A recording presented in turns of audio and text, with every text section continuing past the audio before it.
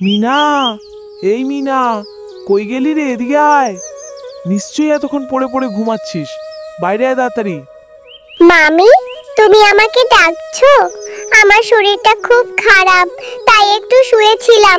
তুমি আমাকে বলো কি কাজ করতে হবে, আমি সব কাজ করে দিচ্ছি।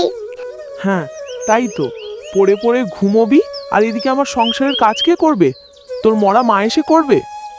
ইচ্ছে করছে গালের উপর দুটো থাপ্পড় বসিয়ে দি, বেশি ভার বেড়ে গেছে। যা যা বলছি, এক্ষুনি রান্না কর গিয়ে। আমার মেয়েটা কতক্ষণ ধরে না খেয়ে আছে। মামি, আমি তো ঘুমোইনি, আমি একটু শুয়েছিলাম। আমার শরীরটা ভীষণ খারাপ লাগছে। আচ্ছা ঠিক আছে, আমি এক্ষুনি তোমার জন্য রান্না করে দিচ্ছি। আর এরকম হবে না, আমি কত কাজ করি। আজ আমার শরীরটা ভালো লাগছে না, তবুও মামি আমাকে সব সময় বকাঝকা করে। মা, তুমি আমাকে ছেড়ে কেন চলে গেলে? আমার এত কাজ করতে আর ভালো লাগে না। আরে মিনা, এখনো তুই রান্না করিসনি? তোকে না বলেছে তাড়াতাড়ি রান্না করতে? ওদিকে আমার মেয়েটা খিদেই ছটপট করছে, তোর এখনো রান্না হয়নি? এই তো মামি, রান্না প্রায় হয়ে গেছে। আমার তো শরীর ভালো না, মনে হচ্ছে জ্বর আসবে, তাই একটু দেরি হয়ে গেল। তুমি ঘরে যাও, আমি রান্না শেষ হলে ঘরে নিয়ে আসবো। হে, ঢং দেখি আর বাঁচি না। অসুস্থতার বাহানা দিয়ে কাজ না করার ফোন দিয়ে আসছিস, তাই না? রান্না বান্না শেষ হয়ে গেলে আমার ঘরে খাবার বেড়ে নিয়ে আসবি। মামি, ও মামি, আমার না প্রচুর ক্ষুধা পেয়েছে। তুমি বোনকে খাওয়াচ্ছ, আমাকে একটু খেতে দাও না মামি। খিদেতে যে আমার পেটটা চুচু করছে। হে, যেই না দেখেছিস আমার মেয়েটা একটু খেতে বসেছে, অমনি চোখ দিতে চলে এসেছিস। আর তোর তোর কি সব কাজ শেষ হয়েছে? এখন অনেক কাপড় চোপড় ধোয়া বাকি আছে। যা, ওগুলো পুকুর ঘাট থেকে ধুয়ে নিয়ে আয়, তারপরে ভাত খাবি। মামি, তুমি আমার সাথে কেন এমন করো? তুমি টুম্বাকে কত ভালোবাসো, কত আদর করো, অথচ আমাকে একটুও ভালোবাসো না। আমার যে ভীষণ ক্ষুধা পেয়েছে। আচ্ছা ঠিক আছে, আমি কাপড় চোপড় ধুয়ে নিয়ে এসে না হয় পরে খাবো। রে মিয়া, তুই যে এই ভর দুপুর বেলায় এত কাপড় চোপড় নিয়ে এই পুকুর ঘাটে এসেছিস, আর মনটা এত খারাপ করে বসে আছিস কেন? কি হয়েছে রে মা? তোর মামি কি আজও তোকে বকাঝকা করেছে? কাকিমা, আমার শরীরটা যে ভীষণ খারাপ আর অনেক ক্ষুধা পেয়েছে।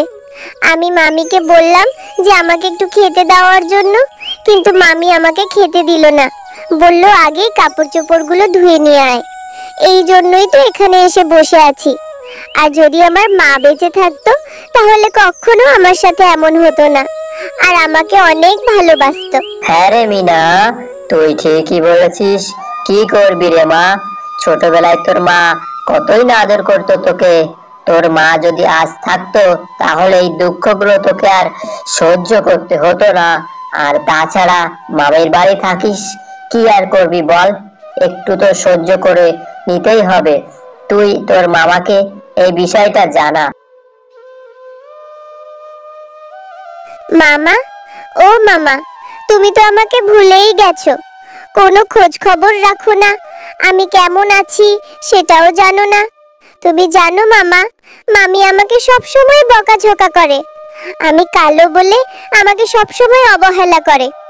আমার বাবা মা তো মরে যাওয়ার পর তোমাকেই সবকিছু দিয়ে গেছে, তাহলে মামি আমার সাথে কেন এমন করে? মামা, তুমি একটু মামিকে বুঝিয়ে বলো। মিনা, তোর মামি যদি সত্যি সত্যি এমনটা করে তাহলে তো ভীষণ অন্যায় করেছে।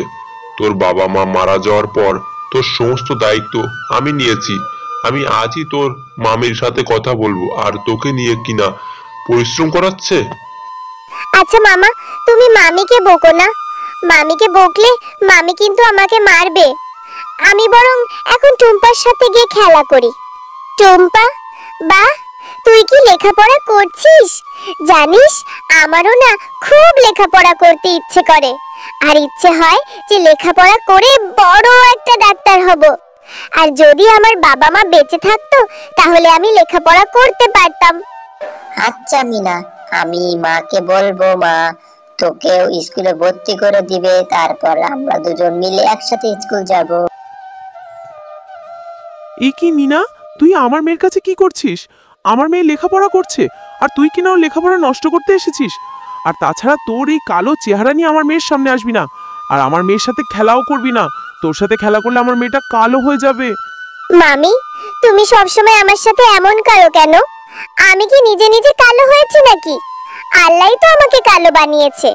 আর টুম্পাকে তো আল্লাহ অনেক সুন্দর করে বানিয়েছে। টুম্পা কিভাবে আমার সাথে মিশলে কালো হয়ে যাবে?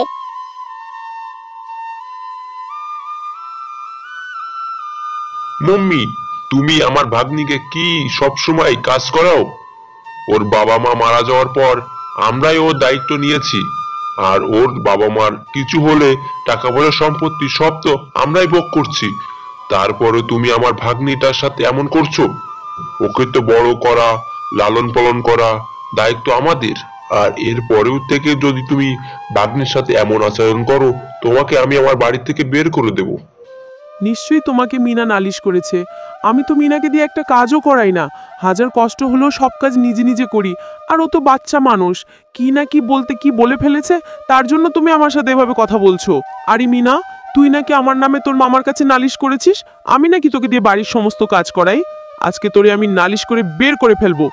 আমার বিরুদ্ধে নালিশ করা, আজকে তোকে আমি মারতে মারতে মেরেই ফেলবো। আরে মিনা, তুই এখানে বসে বসে ন্যাকা কান্না করছিস, ওদিকে রান্না বান্না কে করবে? তোর মরা মা এসে করবে নাকি? যা, এখনই লাউ পুকুর থেকে একটা লাউ নিয়ে এসে রান্না কর। আচ্ছা ঠিক আছে মামি, আমি এক্ষুনি ওই লাউ পুকুর থেকে লাউ এনে রান্না করে রাখছি।